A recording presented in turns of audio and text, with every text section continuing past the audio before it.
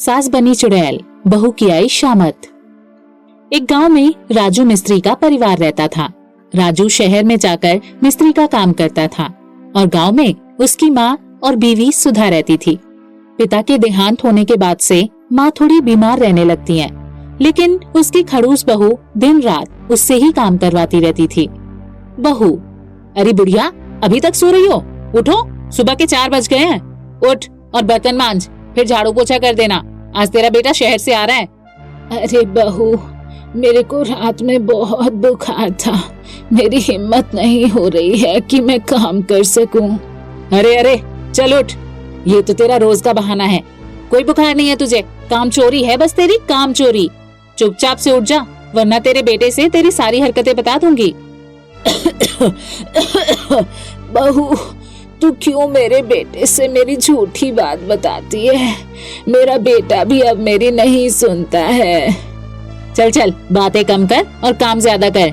फिर सास बुखार में तपते हुए झाड़ू पोछा बर्तन करने लग जाती है और बहू वापस अपने कमरे में जाकर नींद पूरी करने चली जाती है। सुबह 7 बजे बेटा घर आता है। सुधा, ओ सुधा, कहाँ हो? देखो मैं आ गया हूँ। तभी माँ बेटे की आवाज सुनकर दौड़ी दौड़ी आती है और बेटे को गले लगा लेती है। अरे माँ, सुधा कहाँ है? देखो मैं उसके लिए शहर से क्या क्या लाया हूँ। अरे आप आ गए, आइए बैठिए। अरे तुम इतनी देर से कहाँ थी? मैं आवाजें दे देकर थक गया था। अरे क्या बताऊँ, सुबह 4 बजे से काम कर रही थी, बस अभी कमरे में गई तो आंख लग गई। बुखार हो या फिर दर्द, घर में इतना सारा काम होता है और सब कुछ अकेले रगड़ रगड़ कर करना पड़ता है, इसलिए थक जाती हूँ। ये सुनते ही सास की आंखों में आंसू आ गए और कमरे से बाहर जाकर वो रोने लग जाती है। फिर रोते रोते वहीं खाट पर सो जाती है। बहू की नजर उस पर जाती है तो वो अपने पति से अपनी सास की चुगली करते हुए रोने का नाटक करने लगती है। अरे रो मत सुधा, मैं आज ही माँ से बात करता हूँ। माँ, मैं जब आता हूँ तुम ऐसे ही खाट पर सोती रहती हो, क्या तुम कभी सुधा का हाथ नहीं बटाती हो? आगे से मैं तुम्हारी शिकायत ना सुन लूं, वरना अच्छा नहीं होगा। ये सब सुनकर माँ घर से निकलकर एक पीपल के पेड़ के पास जाकर बैठ जाती है और जोर जोर से रोने लगती है। तभी पीपल में मौजूद डायन रोने की आवाज सुनकर बाहर आती है। अरे ये कौन रो रहा है? लगता है किसी का काल उसे बुला रहा है और इसीलिए वो चलकर खुद मेरे पास आया है। चलो आज देख कर आती हूँ कि आखिर कौन अपनी मौत के पास खुद चल कर आया है। जब वो पेड़ से निकलकर बाहर आती है तो सामने एक बूढ़ी औरत दिखती है। अरे ओ बुढ़िया, क्यों चीख रही है मेरे घर के पास? चुप हो जा एकदम, वरना तुझे मार डालूंगी मैं।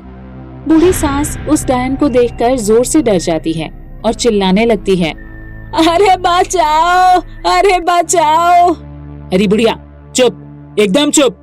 मुझे तेरे रोने की आवाज एकदम पसंद नहीं, चुप हो जा। बूढ़ी सास चुप होकर बोलती है। मेरी आवाज बेटा किसी को पसंद नहीं, कोई मुझे पसंद नहीं करता, भगवान भी मुझे नहीं बुला रहा है। तुम ही मुझे मार डालो, मेरी कहानी खत्म हो जाएगी। ये सब सुनकर डायन चुप हो जाती है और बोलती है। बुढ़िया, ऐसा क्या हुआ है तुम्हारे साथ? मुझे बताओ, शायद मैं तुम्हारी कुछ मदद कर सकूं। फिर वो बूढ़ी सास अपनी बहू के बारे में सब कुछ बता देती है। ये सुनकर डायन को गुस्सा आता है और फिर वो उसकी मदद करने की सोचती है। तुम्हारे साथ तो बहुत बुरा हुआ है बुढ़िया। वैसे मैं किसी का साथ नहीं देती हूँ, लेकिन तुम बहुत बूढ़ी हो और सताई हुई हो, इसलिए परेशान मत हो, मैं तुम्हारी मदद करूंगी। मैं तुम्हारे शरीर में घुसकर तुम्हारी बहू को सबक सिखाऊंगी और तुम्हें कोई तकलीफ नहीं होगी। फिर डायन उस बूढ़ी सास के शरीर में घुस जाती है और फिर घर पहुंचती है। अगले दिन सुबह फिर से बहू रोज की तरह सास के पास पहुंचती है और उसे काम करने के लिए बोलती है। अरे बुढ़िया, देख सूरज सर पर चढ़ाया है और तू सो रही है। काम कौन, तेरा पति आकर करेगा क्या? चुप कर सुधा, तू बहू है और मेरी सास मत बन।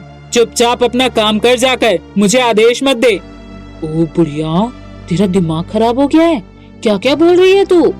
मैं सही बोल रही हूँ, अब तेरा नाटक खत्म। चल चुपचाप जाकर घर का काम कर, वरना पीट पीट कर तेरी नानी याद दिला दूंगी। सास का ये रूप देखकर सुधा चुपचाप काम पर लग जाती है। अब डायन सुधा से दिन रात काम करवाती है। सुधा जब जब आराम करने के लिए अपने कमरे में जाती, डायन वहाँ आकर सुधा को सबक सिखा देती। एक दिन सुधा रोते रोते अपनी सास के पैरों में गिर जाती है। माँ जी मुझे माफ कर दो, मैंने आपके साथ बहुत गलत किया है, मुझे एहसास हो गया है, आप मुझे माफ कर दो, आप मेरी माँ जैसी हो, मुझे माफ कर दो।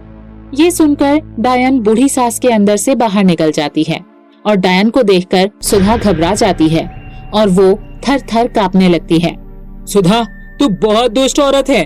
तूने अपनी बूढ़ी सास को बहुत परेशान किया है, इसलिए तुझे सबक सिखाने के लिए मैं तेरी सास के अंदर आ गई थी। मुझे माफ कर दो, प्लीज मुझे माफ कर दो। मैं आगे से अब कोई गलती नहीं करूंगी, इनको अपनी माँ समान मानूंगी। सुधा, अगर तुमने दोबारा अपनी सास को परेशान किया तो मैं तुझे छोड़ूंगी नहीं। फिर डायन ये बोलकर वहाँ से अपने पेड़ पर फिर चली जाती है। सुधा उस दिन के बाद से फिर अपनी सास को कभी परेशान नहीं करती है, उसकी देखभाल करती है और उसके साथ मिलजुल कर रहने लगती है।